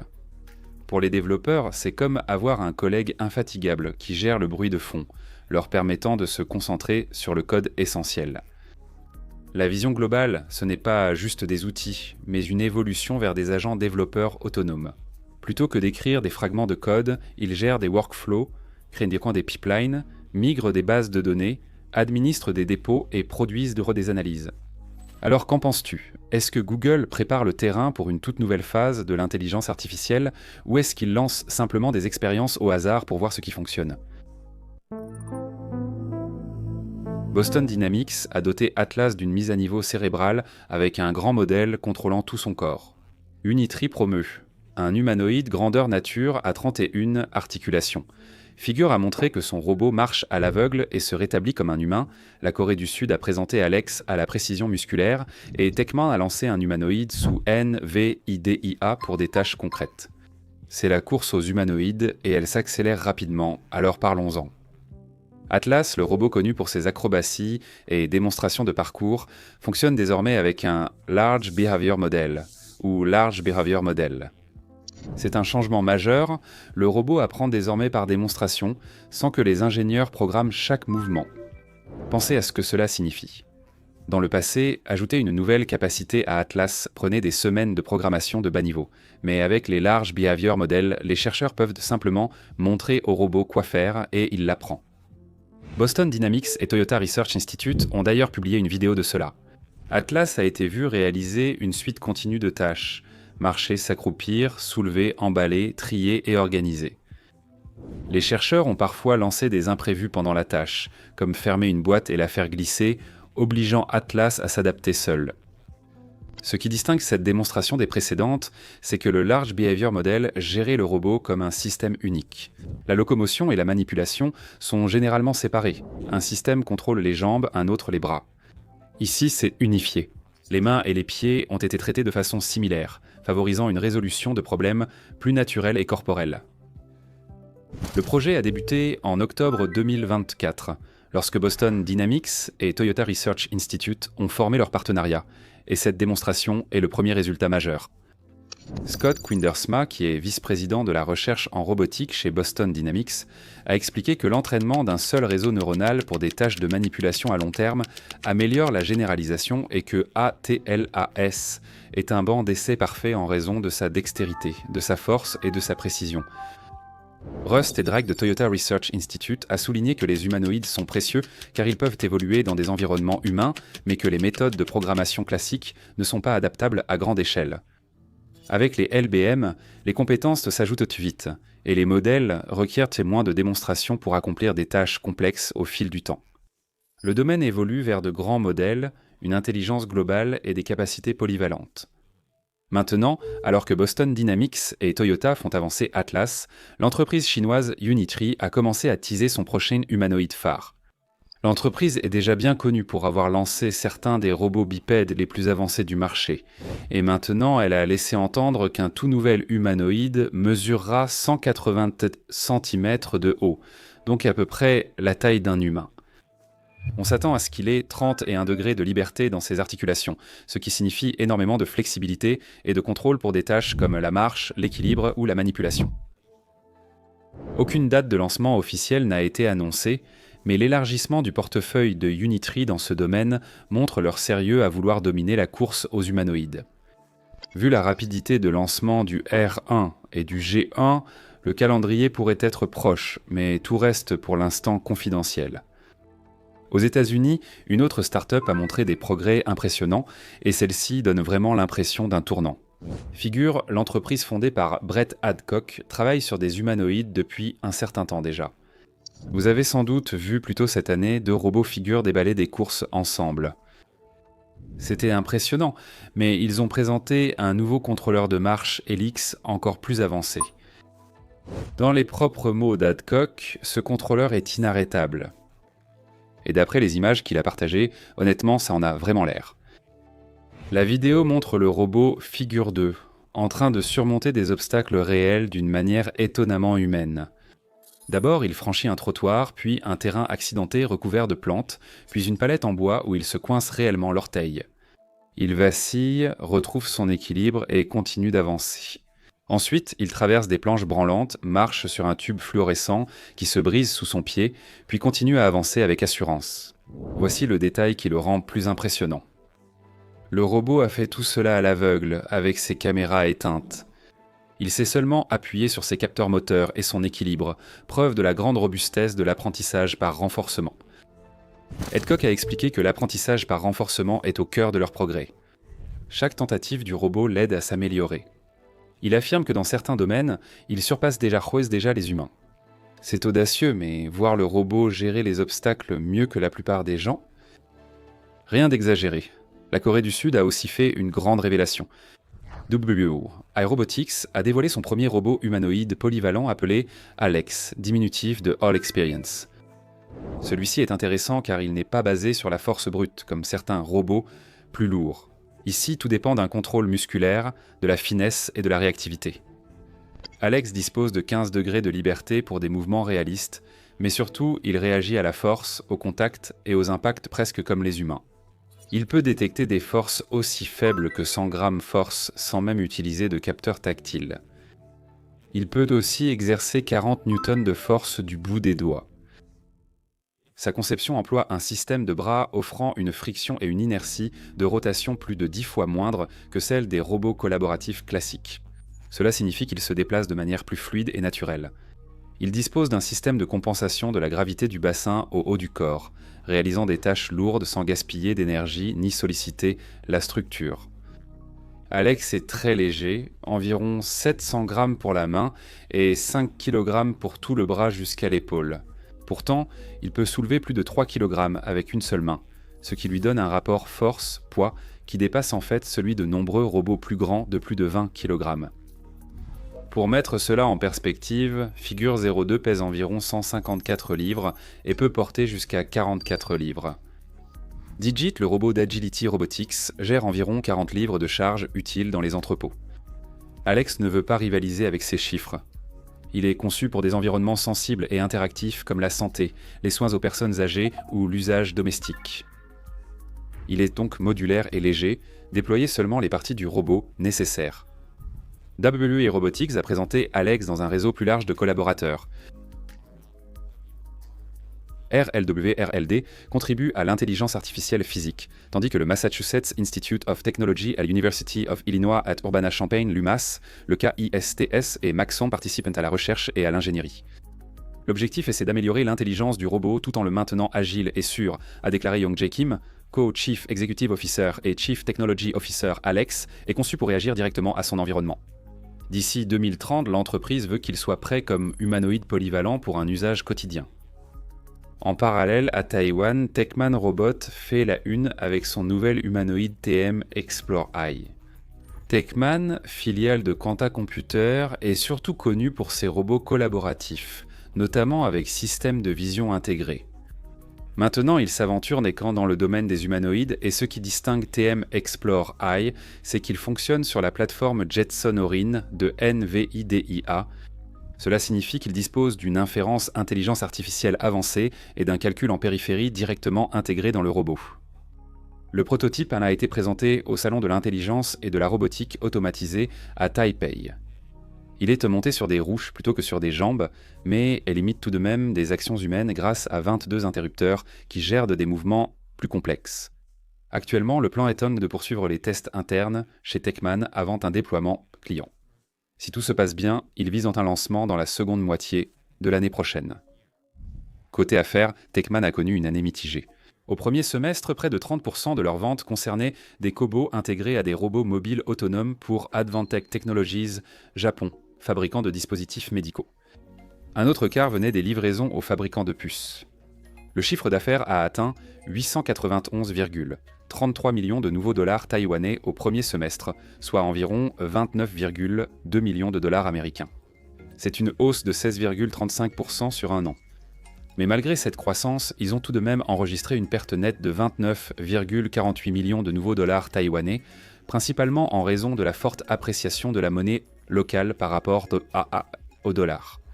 La Chine compte pour 30% de leurs ventes, l'Europe 20% et les États-Unis moins de 5%. Ils disposent déjà d'un centre aux États-Unis pour le service après-vente et ils envisagent de mettre en place quelque chose de similaire au Mexique. Ils sont même ouverts à l'idée d'établir une production complète aux États-Unis ou au Mexique si les droits de douane et les coûts d'installation restent raisonnables. Le président Usiuchi a indiqué que certains clients avaient reporté la construction de nouvelles usines et les investissements au dernier trimestre à cause des droits de douane, mais que la demande repart avec la stabilisation des politiques. Il prévoit que le chiffre d'affaires du second semestre dépassera les 715 millions de nouveaux dollars taïwanais de l'an dernier, porté par la dynamique aux États-Unis, au Mexique, au Vietnam et en Thaïlande. Les 12 prochains mois seront mouvementés. Si vous suivez l'intelligence artificielle et la robotique, surveillez ces acteurs, la concurrence s'accélère. Il se passe quelque chose de vraiment étrange en ce moment dans le monde de l'intelligence artificielle. D'un côté, un modèle mystérieux appelé Horizon Alpha est soudainement apparu sur OpenRouter, sans aucune annonce, sans auteur, sans documentation, juste anonyme, indiqué dessus. De l'autre côté, des dépôts GitHub suspects sont brièvement devenus publics avec des noms comme Yofo Wildflower et Yofo Deep Current, contenant ce qui ressemblait à des configurations pour d'énormes modèles open source de type Generative Pre-trained Transformer. Des personnes ont remarqué cela avant la disparition, et le lien entre ces deux événements est trop fort pour être une coïncidence. Commençons par Horizon Alpha, discrètement lancé le 31 juillet. En quelques heures, il a dominé UQBench, le benchmark réputé pour évaluer le raisonnement créatif, l'intelligence émotionnelle et la rédaction de textes longs. Ce ne sont pas de simples tests de maths ou rappels de faits. C'est là que la plupart des modèles ont du mal à paraître humains, à rester cohérents sur plusieurs paragraphes ou à maintenir un flux narratif subtil. Horizon Alpha n'a pas seulement rivalisé, il a tout détruit sur son passage. Maintenant, c'est là que ça devient étrange. Alors qu'Horizon Alpha faisait parler de lui, la communauté intelligence artificielle découvrait des dépôts de modèles liés à des comptes du personnel d'OpenAI. L'un s'appelait Yofo Wildflower, bar Generative Pre-trained Transformer Open Source Software, 20 bits et l'autre Myofo. Deep Current bar Generative Pre-trained Transformer Open Source Software.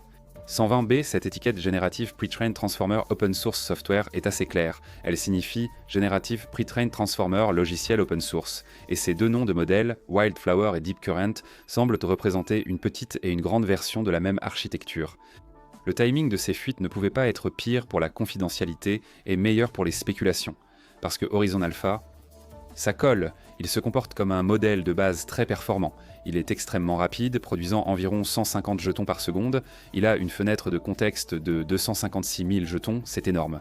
Il lit des images, interprète des énigmes complexes, écrit des visualisations, Hypertext Markup Language propre pour des problèmes de logique spatiale. Une personne lui a donné une tâche tirée d'un livre d'images pour enfants, simplement en disant « lis le texte et fais ce qu'il dit ». Et il l'a fait. Parfaitement. Reconnaissance optique de caractères, raisonnement, vision, tout fonctionne ensemble. Combinez cela avec les découvertes de la configuration divulguée du dépôt Yofo Deep Current. Ce modèle, le supposé GPTOSS de 120 milliards de paramètres, est structuré comme un mélange d'experts. Cela signifie que, bien que le modèle complet contienne 120 milliards de paramètres, seul un petit groupe, environ 5 milliards, est activé par requête. Cela rend le modèle rapide, économe en mémoire et étonnamment peu coûteux à faire fonctionner compte tenu de sa taille. Ce qui expliquerait pourquoi Horizon Alpha fonctionne aussi rapidement. Il agit comme une architecture mixture of experts raffinée. Et tout comme les modèles dans ses dépôts, Horizon Alpha manque d'un alignement évident sur la sécurité. Il approuve presque tout, ne remet pas en cause les mauvaises idées et échoue face à des pièges logiques simples. Ces éléments sont souvent corrigés en premier dans une version commerciale. Mais si c'est un modèle de base ou une version open source testée publiquement, cela devient logique. On n'aligne pas la sécurité avant que la base ne soit finalisée. Écoute ça aussi, quand Horizon Alpha a été directement interrogé sur son créateur, il a répondu « Je suis un modèle linguistique d'OpenAI. Classe Generative Pre-trained Transformer 4. J'ai été créé par OpenAI. » Il n'a pas hésité. Cela a déclenché une vague de discussions sur Reddit, se demandant si OpenAI testait discrètement les capacités de Generative Pre-trained Transformer, 5 en toute discrétion. Horizon Alpha serait une version test simplifiée de Generative Pre-trained Transformer, 5 ou un modèle open weight similaire avec un réglage différent et fuite sur GitHub. Il pourrait avoir révélé le plan open source qui se cache derrière. Revenons-y un instant, les dépôts n'étaient plus pas vides. L'un d'eux offrait une configuration complète pour un modèle à mélange d'experts, vaste vocabulaire et attention à fenêtre glissante. Ce mécanisme d'attention permet au modèle de gérer de longues séquences de texte sans perte de performance, correspondant à la grande longueur de contexte de Horizon Alpha. Dans ces configurations, les gens ont remarqué quelque chose d'inhabituel. Flottante de précision. 4 signifie poids en virgule, flottante de précision 4 bits. C'est la moitié du flottante de précision 8 et un quart du flottante de précision 16. Si c'est vrai, cela ferait de GPTOSS 120B l'un des modèles à grande échelle les plus efficaces en mémoire. Au lieu d'avoir besoin de 240 Go de mémoire vidéo vive pour être chargé, il pourrait fonctionner avec seulement 60.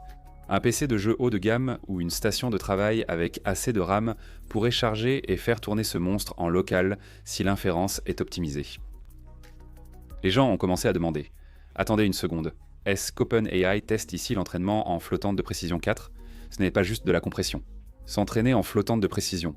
4S est difficile car on perd beaucoup de précision numérique. Les gradients deviennent incontrôlables et les modèles s'effondrent à moins que votre processus d'entraînement ne soit vraiment solide. Mais s'ils y sont parvenus, c'est une avancée majeure. Cela ouvre la porte à l'entraînement de modèles énormes avec moins de puissance de calcul et à leur exécution sur des machines bien plus petites. Tout le monde n'est pas convaincu. Certains pensent que le modèle a probablement été entraîné en flottante de précision 16 plutôt que quantifié après en flottante de précision 4. C'est impressionnant, mais différent. Cependant, les fichiers divulgués n'ont pas de configuration de quantification ni de mention de post-traitement. Cette absence est précisément ce qui alimente la théorie selon laquelle le flottante de précision 4 aurait pu être utilisé dès le début. Si cela se confirme, c'est un tournant pour l'efficacité de l'entraînement des modèles. Le nom Horizon Alpha pourrait aussi être provisoire. Ou peut-être est-ce symbolique. Nouvel horizon, point de départ, version alpha. Encore plus révélateur, la rapidité avec laquelle il a été lié à OpenAI. Cela s'explique par les récentes pressions subies par OpenAI venant des concurrents et en interne, au-delà de la domination sur les benchmarks ou du style de langage. L'échec de leur accord de 3 milliards pour acheter Windsurf a fait la une. D'abord, Anthropic a retiré ses modèles du partenariat. Ensuite, Microsoft, oui, leur allié le plus proche, aurait bloqué l'acquisition pour protéger GitHub Copilot. Alors que la situation semblait déjà complexe, Google a recruté les meilleurs ingénieurs de Windsurf. OpenAI se retrouve avec un problème de relations publiques, sans gain stratégique. Ajoutez à cela une rumeur de plan de restructuration visant à transformer OpenAI en une entreprise entièrement à but lucratif pour lever 40 milliards, assortie d'une clause prévoyant une pénalité de 20 milliards si certains objectifs ne sont pas atteints, incluant une pénalité de 20 milliards de dollars en cas de non-atteinte des objectifs. Une telle pression financière signifie qu'ils doivent sortir quelque chose d'énorme. Quelque chose comme Generative Pre-trained Transformer, 5 ou une famille de modèles open source capables de regagner la confiance des développeurs, car pendant qu'OpenAI faisait face au chaos interne. Leurs concurrents n'ont pas ralenti. La Chine avance rapidement. Alibaba a lancé qu'en 3. En imaginant un modèle surpassant OpenAI et Google en raisonnement et génération de code. Moonshot Intelligence Artificielle a sorti un modèle agentique d'1 trillion de paramètres. Z Intelligence Artificielle a lancé GLM 4.5, qui se classe désormais 3e au classement général parmi tous les modèles propriétaires et ouverts, et du côté de l'Europe. Mistral crée des modèles compacts et performants à poids ouverts pour l'inférence locale. Leur modèle DeftRoll, optimisé pour le codage, fonctionne sur du matériel grand public. Ces entreprises ne se contentent pas d'expérimenter, elles publient d'où des modèles à poids ouverts, affinés et alignés, avec des cas d'utilisation clairs. Cela met beaucoup de pression sur OpenAI, surtout s'ils veulent rester en tête. Alors que va-t-il se passer maintenant ? Horizon Alpha reste en tête du classement EQBench. Les développeurs le poussent, testent ses limites et cherchent à relier les points. En même temps, la communauté attend de voir si OpenAI publiera officiellement les modèles liés à Yofo.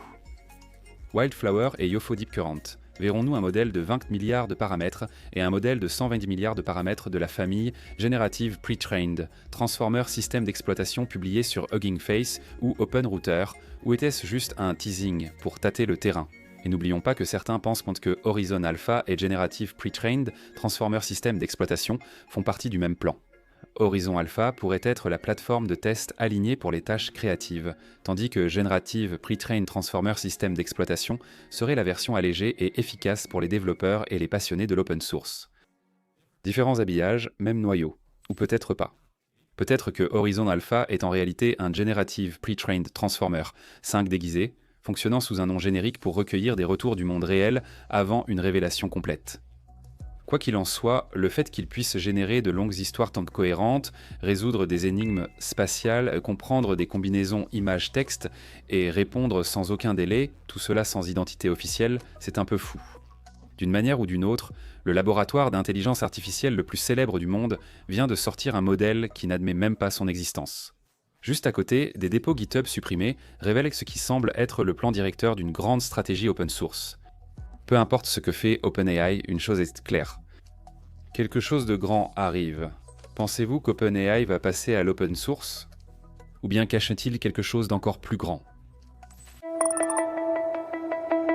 Google a enfin révélé la véritable identité de Nano Banana, aussi incroyable que les rumeurs le disaient.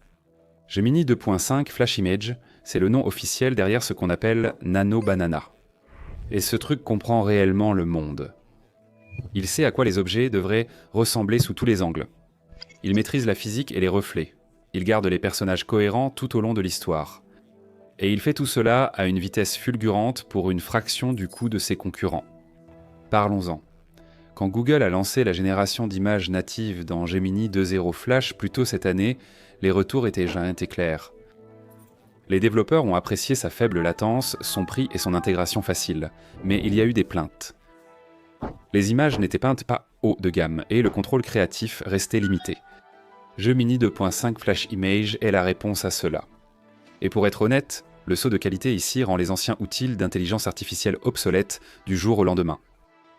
Le modèle est accessible dans l'interface de programmation d'application Gemini via Google Intelligence Artificielle Studio pour les développeurs et dans Vertex Intelligence Artificielle pour les entreprises.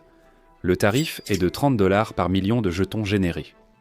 Chaque image générée coûte environ 1290 jetons, ce qui revient à environ 4 centimes par image. Cela le rend nettement moins cher que beaucoup de concurrents.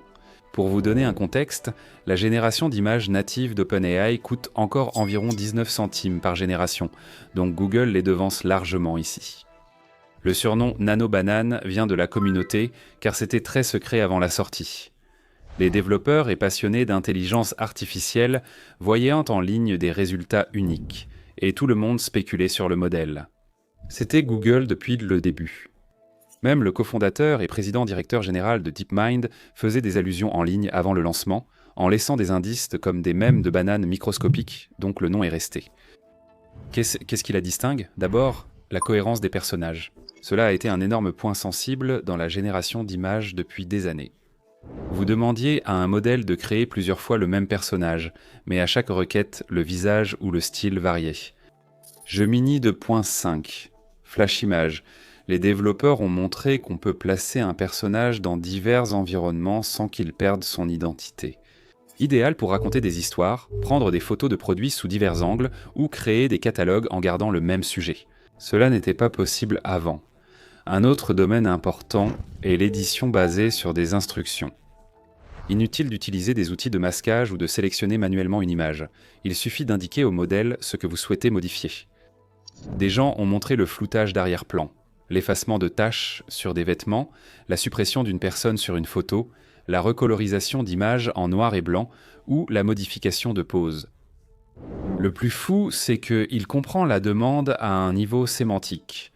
Il ne s'agit pas simplement de peindre des pixels, il sait réellement ce que le sujet est censé être. Cela rejoint autre chose, sa connaissance innée du monde. Les modèles d'images précédents étaient excellents sur le plan esthétique, mais avaient une compréhension limitée du monde réel. L'image Flash Gemini 2.5 puise dans la base de connaissances plus large de Gemini. Cela veut dire que si vous lui demandez de retourner un téléphone sur une image, il ne fait pas que pivoter les pixels. Il recrée l'autre face de l'appareil avec l'interface, les icônes et l'apparence du système d'exploitation. Lors des démonstrations, il a montré qu'il savait littéralement à quoi ressemble l'arrière d'un iPhone, quelles applications devraient apparaître et comment les rendre. Ce n'est pas quelque chose que l'on pourrait faire avec des modèles de diffusion sans un entraînement poussé. Et ce n'est pas seulement pour les téléphones. Mathieu Berman, qui a eu un accès anticipé, l'a testé en ajoutant des lunettes de soleil réfléchissantes sur son propre portrait. L'intelligence artificielle a parfaitement réussi les reflets, montrant réellement le champ de fleurs jaunes en arrière-plan reflété dans les verts. L'intégration environnementale est impressionnante. Elle gère bien l'éclairage, comprend la physique et reproduit correctement les reflets et les ombres. Le transfert de style mérite aussi d'être cité. Lors d'un test, ils ont modifié la photo de l'alunissage en ajoutant une équipe de tournage, puis ont dézoomé pour montrer un plateau. L'intelligence artificielle n'a pas juste ajouté des personnes, elle a aussi recréé le style vintage et granuleux de la photo d'origine. Obtenir une telle cohérence stylistique est très difficile. Ce n'est pas limité à un seul sens. On peut transformer une vraie personne en style anime, puis en personnage 3D. Leur identité fondamentale reste reconnaissable. Pour les entreprises, c'est crucial. On peut créer plusieurs variantes de produits avec une seule image, restaurer d'anciennes photos, coloriser des clichés noirs et blancs avec précision, ou générer des miniatures YouTube adaptées. Berman a montré une suppression d'arrière-plan sur une photo de Sam Altman. Le modèle l'a nettoyé parfaitement, sans pixels ni bordures anormales. Voici le moment où l'intelligence artificielle arrête d'imiter et crée l'impossible. Des personnes l'ont testé avec des consignes plus abstraites. Par exemple, une cathédrale composée de méduses pulsantes reliées placées par des tentacules à des engrenages dorés, tandis que des roues de train traversent le ciel du plafond. C'est une instruction absurde, pourtant l'intelligence artificielle a créé une cathédrale de méduses, aux engrenages et détails surréalistes. Elle a eu du mal avec la résolution ultra fine, les rendus restant à 1024 par 1024, mais elle a saisi l'essentiel. Cela montre que nous sommes essentiellement à la limite de ce que la génération d'images autorégressives peut produire en termes de détails actuellement. Une autre invite évoquait des mechas intelligence artificielle en forme de citron blindé, à moteur lumineux alimenté par du jus, sur un champ de bataille dystopique noyé de brume jaune acide. Nanobanane a réussi, les mechas étaient cohérents, les moteurs brillaient, l'environnement correspondait parfaitement. Les tests de pouce sont allés encore plus loin dans le conceptuel, le sentiment de se souvenir de quelque chose auquel on ne pourra jamais revenir, peint comme un lieu qui n'existe pas mais qui donne l'impression d'être chez soi. L'intelligence artificielle a généré un paysage surréaliste, onirique, à la fois accueillant et troublant, reflétant parfaitement l'ambiance. Un autre prompt était la fin de sens, peinte comme un escalier sans fin qui ne mène nulle part mais qui vous pousse quand même à monter. Le résultat montrait des figures humanoïdes montant des escaliers sans fin. Malgré quelques détails flous au loin, le concept était parfaitement rendu. Donc la créativité est là, mais qu'en est-il des performances pratiques ? Les benchmarks sont clairs. Gemini 2.5, Flash Image, surpasse ses concurrents dans presque toutes les catégories, sauf la stylisation, où Image Gen de Generative Pre-trained Transformer 4.0 et Queen Image Edit gardent l'avantage. Mais dans la préservation des personnages, la manipulation d'objets, les tâches créatives, la recontextualisation de produits, les infographies et les modifications d'environnement, il l'emporte. Il surpasse aussi l'ancienne version de Google, Gemini 2.0 Flash Image. Il est surtout très rapide. Certaines modifications prennent moins de 40 secondes contre des heures sur Photoshop. Une démonstration a montré jusqu'où cela peut aller. Un utilisateur a partagé une photo vintage des années 1950 promouvant un prétendu burger à l'uranium. Ils ont chargé Gemini de créer une version publicitaire moderne. Le modèle a non seulement colorisé l'image, mais aussi modifié l'enseigne pour indiquer « Burger aux protéines végétales, $16,99 ». Il a aussi changé la nourriture pour qu'elle ait l'air plus contemporaine. Il a mis à jour les vêtements de la femme en les transformant en jeans.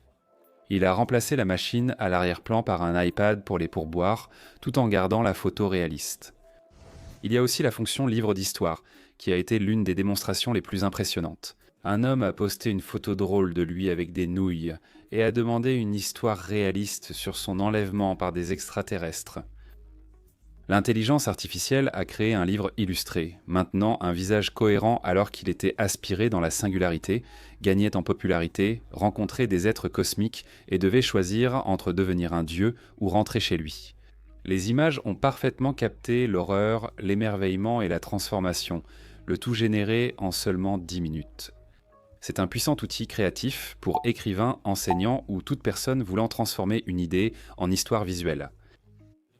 Les développeurs ont aussi testé des fonctions pratiques, comme demander à Gemini d'identifier et mettre en valeur, avec du texte lumineux, les objets sur la photo d'un chien. Il a bien reconnu la cage, la couverture, la porte et le chien. Ce n'est pas parfait, parfois il a dupliqué des labels, mais cela montre comment le modèle décompose une scène en objets compréhensibles. Intégrés à Google Intelligence Artificielle Studio, les développeurs peuvent y coder des applications. Vous pouvez demander à Intelligence Artificielle Studio de créer instantanément une appli où les utilisateurs téléchargent une image et appliquent des filtres. Il existe des modèles pour maquettes de produits, fiches immobilières, badges d'employés et catalogues dynamiques.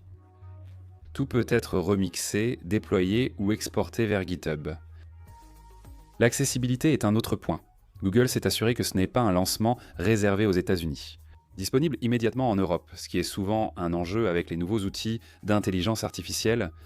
Intelligence Artificielle Studio propose un quota gratuit, permettant à tous de tester sans payer.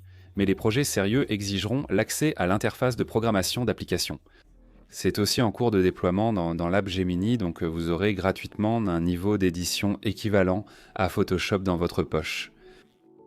Note importante, chaque image créée avec Gemini 2.5 Flash Image contient un filigrane invisible, Scent Identifiant, permettant d'identifier qu'elle a été générée ou modifiée par l'intelligence artificielle.